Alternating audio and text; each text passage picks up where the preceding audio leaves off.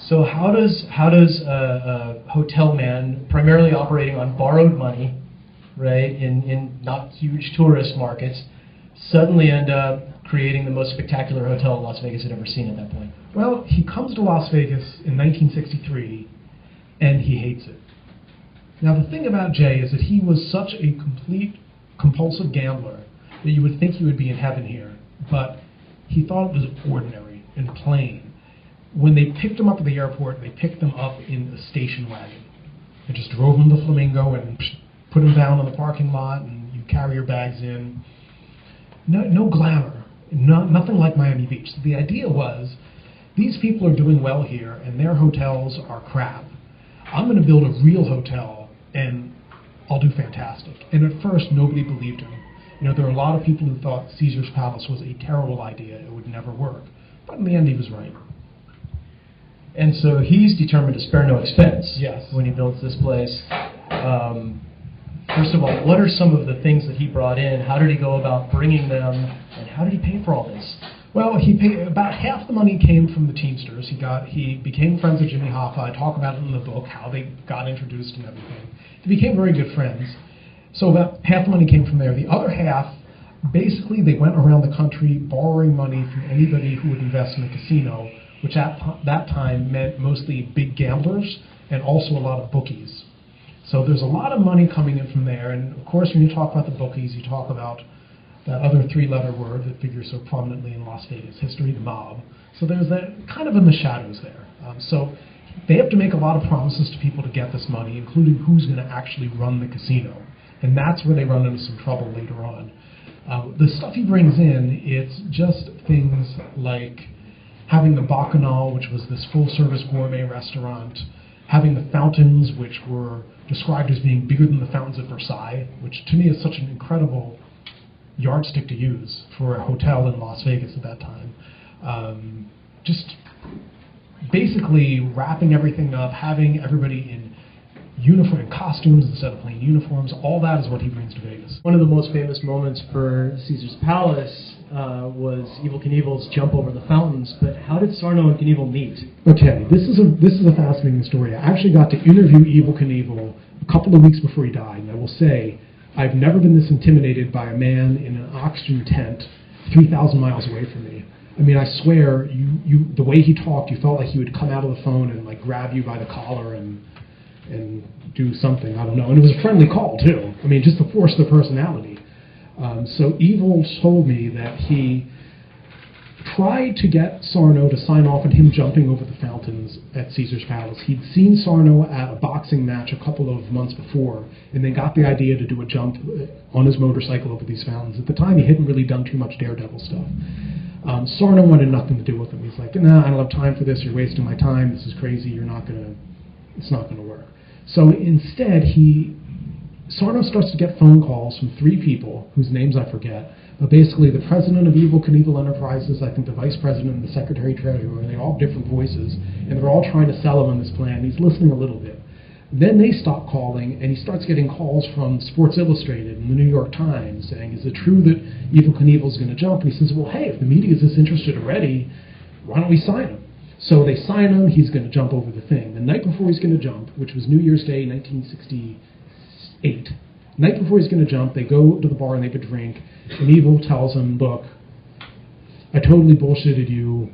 There is no Evel Knievel Enterprises. There was no media interest. It was all just me. It's little wonder you wanted to make a downtown documentary. When did that occur to you? That was November 2011, sitting right there. And I was just kind of looking to like do something feature length, and we'd been doing a lot of small stuff, and we decided, okay, why not do something that we're passionate about? And at that point was kind of pre-DTP kind of stuff. As far as like a lot of it, it was very heavy, like as far as who we would have contact with, like Michael and Jennifer Cornthwaite, stuff like that. And it had a very cool vibe, which it still has down here. And just realizing that at that point, nobody was really filming it, nobody was really doing anything. And so like you know, there's really an interesting cast of characters here, and not like in a reality show way, in like a really you could inspire people to want to come here, want to make this community better, and be able to show that this community is something completely different than what other people think. And so that was, we started filming it in February, March of 2012, and we still have a little bit more to film, so hopefully soon that'll be completed. And we talked a bit about a stopping point, how it was kind of difficult to pick one. Yeah. What decided you finally? What, you know, that this year is it? Well, it gets expensive, I guess, would be one. I'm sure Vanessa would agree with that.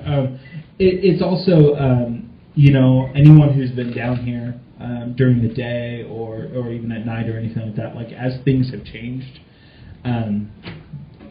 from a business standpoint, there's a lot more media coverage of everything going on. So, like, it doesn't make sense to hold off, because realistically, it's her and I putting out this film to the world. And you take someone else who is decorated in whatever they do, doesn't know a damn thing about down here, but puts out a film.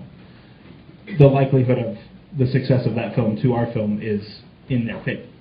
So, either way, for me, it's about, I want people to know what's happening down here.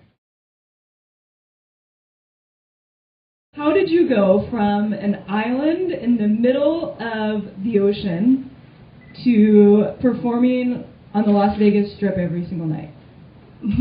Well, I was going often to this dance contest they have in this club, and I was like freestyle dancing.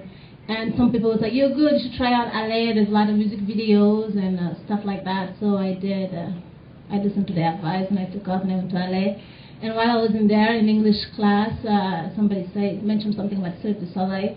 Wait, you said that, like, how long did you spend? So you moved to LA. Yes. And you were going to try to make it as a dancer in, like, music videos, but it didn't actually go that well for you.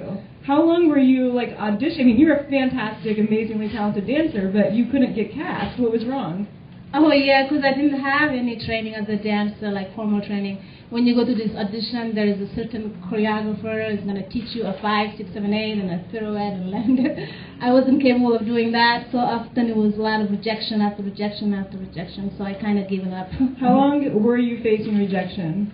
3 years in Los Angeles in that horrible traffic, everyday auditions. 3 years of rejection to become a dancer, and then comes the Cirque interview. Yeah. So, what happened? When I was there, it was a very long day. It was like no other audition I've been through, because it was not just about how well you can do the choreographer and the counts and stuff. They were curious about the human being. What are you? What is your flexibility? They ask you to do clowning, singing, so they were just more interested about you. And they tried to teach you some of those dances like other people did, and I failed them, but they just kept going. And at the end, when they played the music, they just say dance, and they were able to see that I can actually dance. That's when I had a chance with them. So you just went freestyle? Yeah. You just did what you do? Yeah. And what happened? And then it was another audition in Montreal. We had to go through for 2 weeks of workshop, of testing, of trying. And then after that, finally you get offered a contract. And that was Zumanity.